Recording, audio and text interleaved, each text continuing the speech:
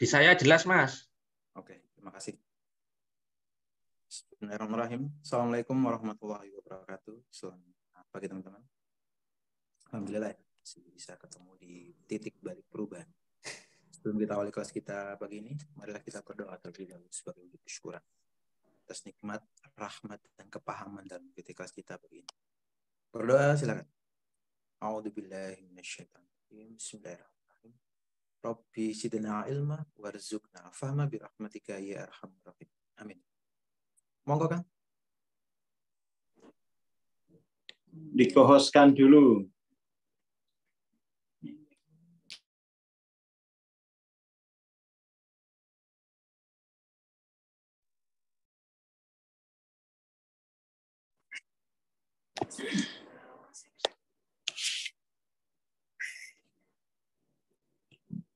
Oke ya, kita lanjutkan program kita. Bismillahirrahmanirrahim. Assalamualaikum warahmatullahi wabarakatuh. Selamat pagi ya. Ini detik-detik atau hari-hari ya. Hari-hari menuju penghujung bulan Desember sekaligus penghujung akhir tahun 2023.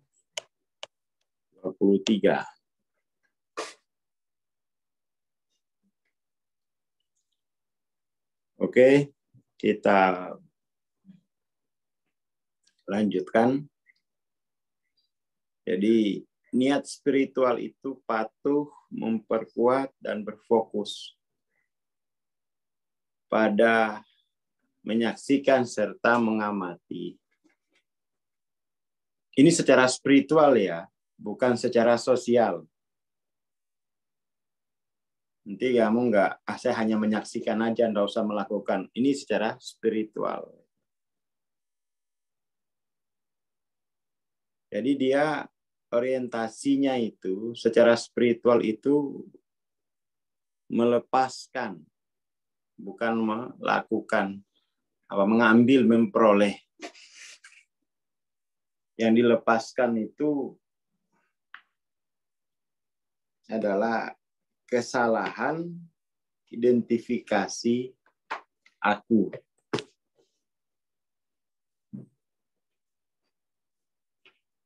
Pemrosesan spiritual itu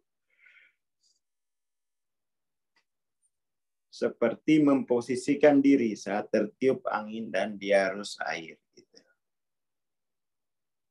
Nah, ini ya, ini kan metafor aja ini. Pengandaiannya begitu. Jadi kamu ketika ditiup angin itu ya, misalnya ini kamu gitu kan, air, kamu berendam di kali, ya udah, kamu saksikan aja itu air gitu, seperti itu.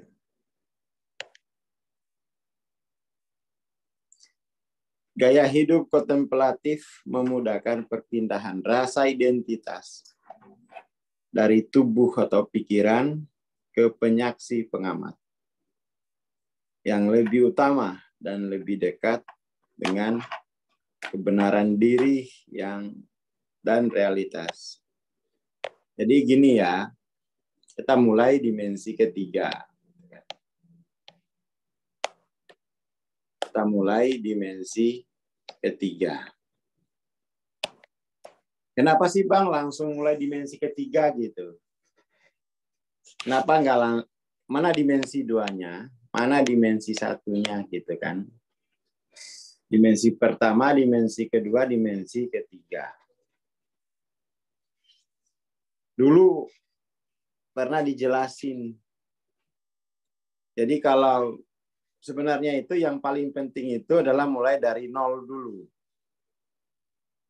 Titik nolnya itu apa? Titik nolnya itu adalah kemampuan membedakan antara barang mati dengan barang hidup. Itu sadar batas namanya. Apa batas antara barang mati dan barang hidup? Barang mati itu barang yang bergerak karena ditarik atau didorong oleh barang yang lain. Itu barang mati. Sementara barang hidup, barang yang bergerak karena daya hidup, daya dorong, daya tarik pada dirinya sendiri. Itu namanya barang hidup. Nah, yang akan kita pelajari itu adalah barang hidup dari dimensi 1, dimensi 2. Tapi untuk kesadaran manusia itu mulai dimensi ketiga. Dimensi 1 itu adalah daya hidup pada tumbuhan.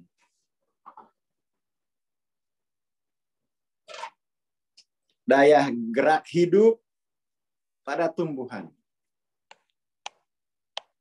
Gerak hidupnya tumbuhan. Ini hanya satu garis, diumpamakan sebagai garis. Karena gerak hidupnya tumbuhan itu ya diumpamakan garis. Karena gerak hidupnya tumbuhan itu bersifat absorpsif. Absorpsif. Hanya menyerap tanpa berpindah tempat. Seperti itu. Itu daya hidupnya tumbuhan dimensi 1. Kemudian dimensi kedua. Dimensi kedua itu daya hidup atau gerak hidupnya binatang. Itu biasanya kita sebut bidang. Karena tarikan dan dorongan binatang itu dia sambil bergerak.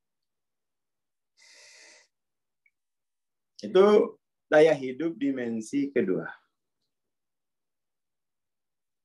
Atau gerak hidup dimensi kedua. Nah, dimensi 1, dimensi 2 ini bukan pokok persoalan, bukan objek material ilmu kita. Bukan ini. Makanya kita mulai dimensi ketiga. Apa itu dimensi ketiga? Dimensi ketiga itu adalah yang sadar, jadi gerak hidupnya itu, yang sadar bentuk ruang, 3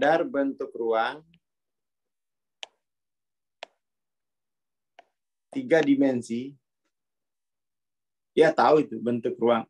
Entah dia bisa membahasakannya apa enggak, tapi secara intuitif itu dia namanya manusia sadar bentuk ruang 3 dimensi. Itu tinggi, lebar, panjang. Apa hanya ini? Enggak. Sadar bentuk ruang 3 dimensi plus aku. Nah, mulai di situ. Plus aku. Mulailah itu kesadaran manusia dimensi ketiga. Dia sadar ruang 3. Dalam ruang 3 dimensi ada aku. Ya kan? Nah, di dimensi ketiga, akunya itu pada tubuh masing-masing. Nah, ini akunya ini.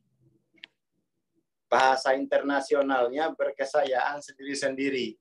Beraku sendiri-sendiri. Ada di buku Dissolving Ego digambarin kok. Yang rekamannya. Inilah awal pertama hidup manusia itu. Yang membedakannya dengan binatang, yang membedakannya dengan tumbuhan. Ada dia dalam bentuk ruang 3 dimensi ada aku. Aku inilah yang berpikir. Jadi saya berpikir maka saya ada, itu kan sama itu. Artinya yang berpikir itu ya aku gitu. Yang berpikir itu sama dengan aku. Oke. Akhirnya di dimensi ketiga ini,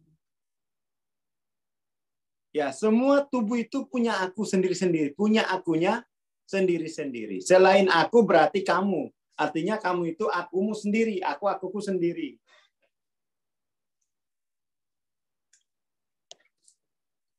Nah,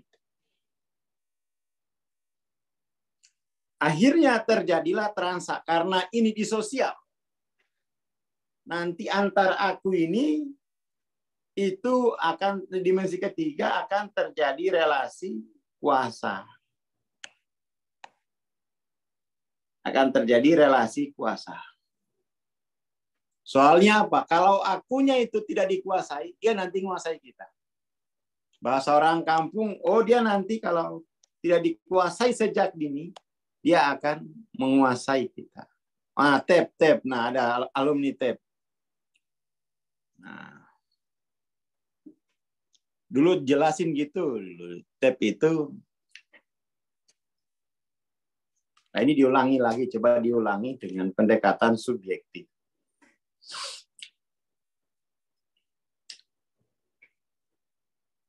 Mulailah aku di situ. Dalam posisi pelaku korban. Atau paling tidak penguasa dan yang dikuasai. Inang menginang lah istilahnya. Inang menginang. Inilah titik awal perjalanan minat dulumat ila nur. Dari sini dulumatnya. Dan ini harus dimulai. Dan ini harus dimulai perjalanan ini. Orang-orang yang kesehatan akunya di dimensi 3 itu terganggu, karena dikuasai terus, nanti sulit dia belajar. Orang-orang yang memasrahkan hidupnya kepada penguasanya, itu banyak depresinya nanti. Dimensi ketiganya kuat banget. Karena akunya itu masih di tubuh masing-masing. Jadi aku itu kemudian terpenjara oleh bentuk ruang 3 dimensi dalam posisionalitas. Itu dimensi ketiga. Makanya ya ini tubuh pikiran. Rasa identitas itu harus dilompatkan, harus di-shifting gitu loh. Harus diganti, harus disalin, salin wujud. Nah, ingat-ingat, mulainya dimensi ketiga itu dalam ada kesadaran bentuk, ada kesadaran aku yang menempati bentuk ruang 3 dimensi. Dan aku itu hanya tubuh masing-masing. Kemudian dia naik evolusi ke dimensi keempat aku ini. Bagaimana evolusi ke dimensi keempat? Masih aku itu masih dalam bentuk ruang 3 dimensi. Hanya saja yang disebut aku itu,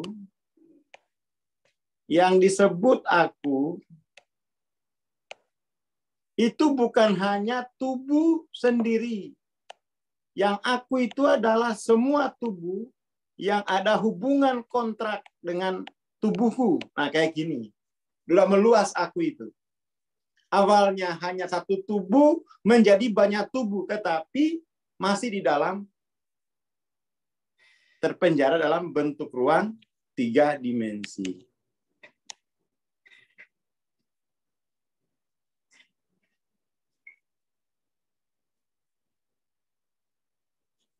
Nah ini nih, Indonesia itu belum bisa di sini. Jadi di dimensi keempat itu, ini kan aku dimensi ketiga itu kan sendiri-sendiri kan.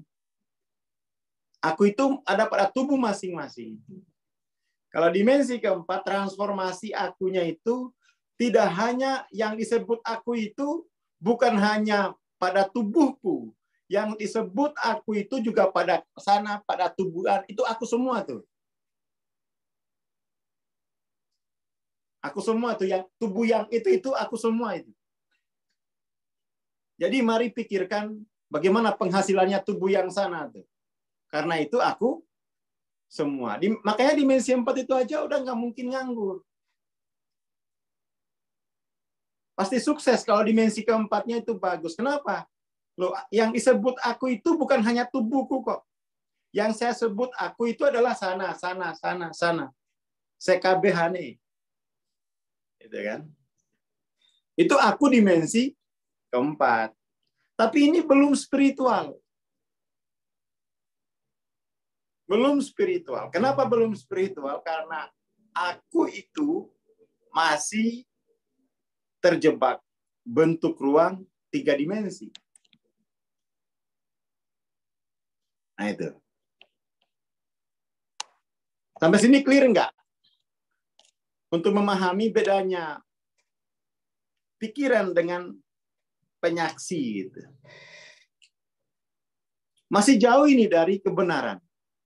Tapi dimensi keempat itu sudah cukup. Kalau tujuanmu hanya dunia, sudah cukup itu dimensi keempat. Yang penting kamu mau menerima tanggung jawab sosial.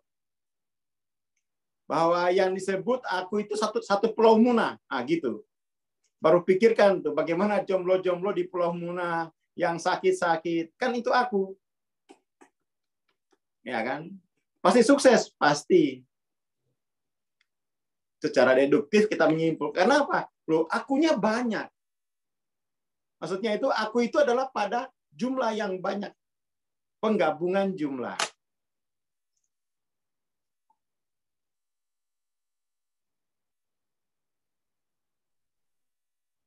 Seperti itu. Penggabungan jumlah. Kalau yang tadi pemisahan, aku itu hanya yang ini loh. Pemisahan jumlah. Inilah yang kemudian tuh dalam bahasa disebut tunggal dan jamak. Aku tunggal dan aku jamak. Tapi ini belum spiritual. Meskipun belum spiritual, bisa sukses ini. Oh, sukses banget. Makanya orang-orang sukses di dunia itu ya hanya di 400-an tuh udah sukses.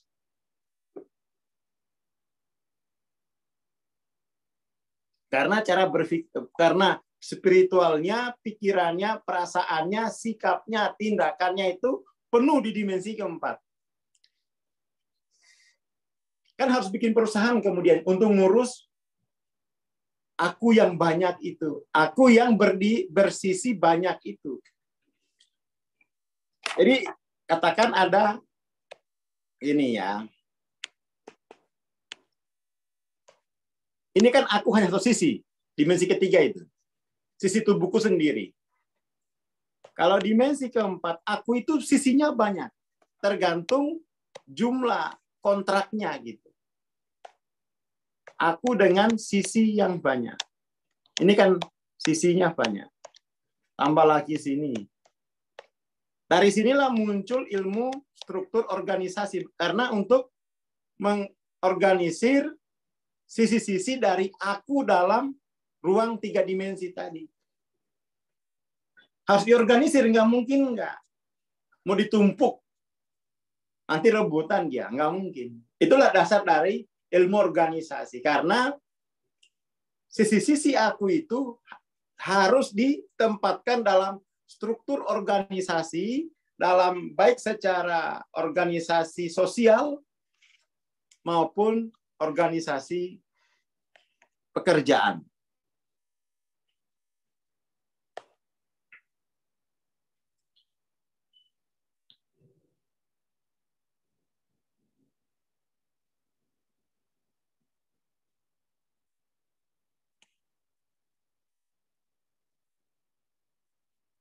Clear nggak antara dimensi 3 dengan dimensi 4? Evolusi akunya itu loh.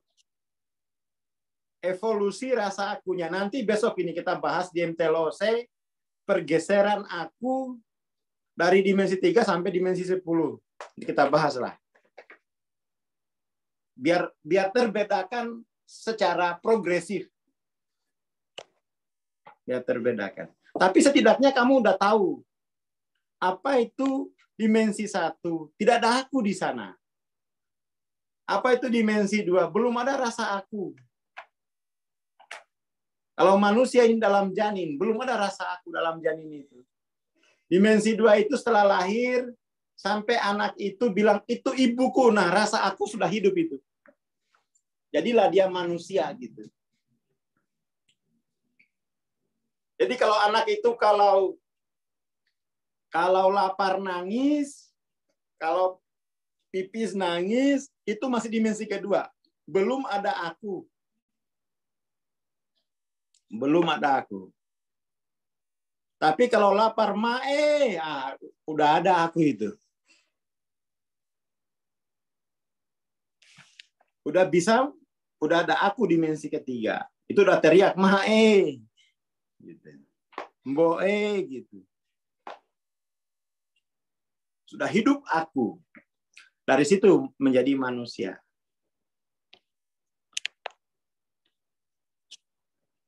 Ya, dimensi keempat hanya seperti itu.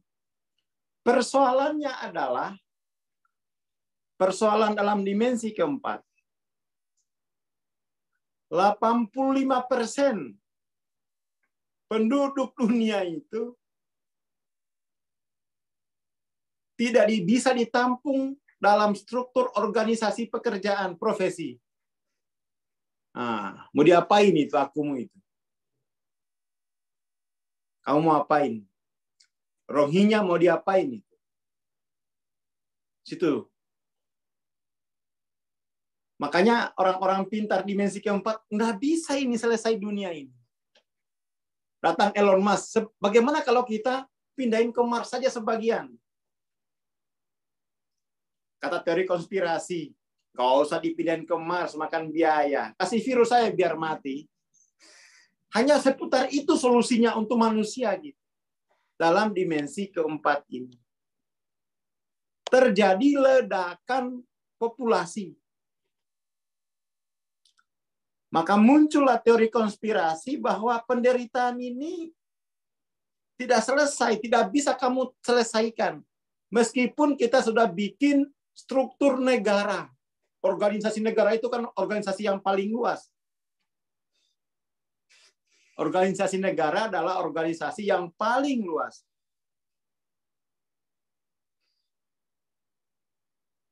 Tapi justru di dalam organisasi, jadi sudah dibikin organisasi yang paling besar yaitu negara. Nggak selesai gitu. Nggak selesai. Maka kemudian tuh seluruh perhatian para jenius, para pemikir, ini konsentrasinya adalah memperbaiki power system pada negara. Korupsi dianggap sebagai ancaman kemanusiaan. Demokrasi yang buruk diancam sebagai ancaman kemanusiaan. Karena hanya negaralah organisasi paling besar yang diharapkan bisa memberi posisi dalam struktur agar orang itu layak hidup di dalam dunia.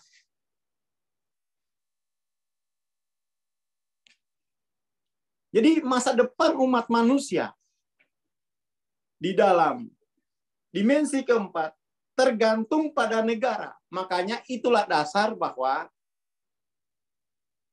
politik adalah ilmu yang paling tinggi di dalam kesadaran dimensi keempat. Politik. Karena dari sanalah akan lahir sebuah kebijakan yang diharapkan itu mampu memberikan apa? Tujuan bernegara itu kan kesejahteraan bersama, Commonwealth gitu.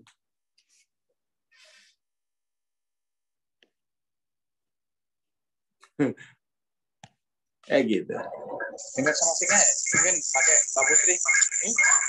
Ininya nggak dipakai mungkin dalam. biar Jadi kalau dimensi keempat, udah kamu mesti harus memilih pemimpin yang tidak boleh terlihat banyak kebencian gitu. Karena kalau di hatinya benci, pikirannya nanti terganggu. Makanya kalau mau betul-betul katakan dimensi keempat, stop pilih pemimpin yang banyak menyerang. Stop, karena itu melakukan fragmentasi. Pilih pemimpin yang menjadi guru bangsa gitu. Jangan politisi. Kan paling puncak itu kan guru bangsa gitu kan. Yang itu memikirkan bagaimana biar seluruh masyarakat ini itu layak dia hidup dalam bentuk ruang dimensi ketiga ini. Pikirkan itu. Norma umumnya kan begitu. Pilih pemimpin yang tidak menyerang siapapun. Karena apa? Loh ini kan rakyat, ini kan struktur bangsa itu, akunya semua. Kok nyerang akunya itu buat apa? Sepertinya 1-3 kok nggak masuk kategori. Ya. Jadi norma umumnya itu seperti itu. Nggak boleh pemimpin itu menyerang siapapun. Nah, pilih nomor 4. Golput ini nomor 4 ini.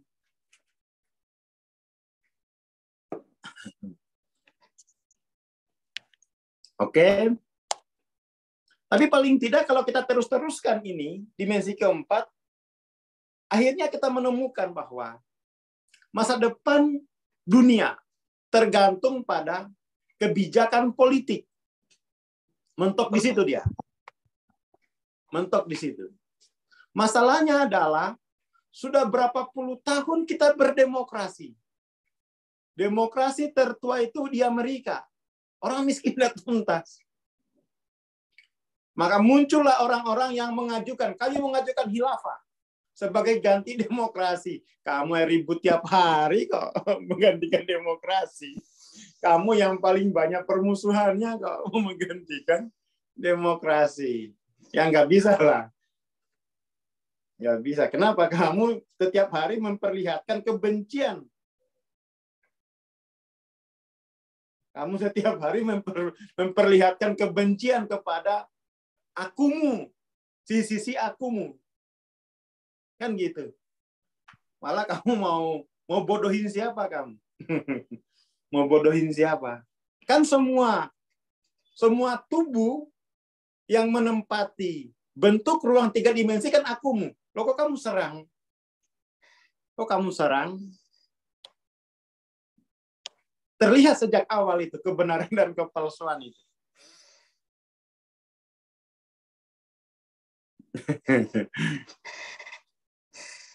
Jadi kita nggak usah repot-repot dengan visi janji manis, orasi enggak.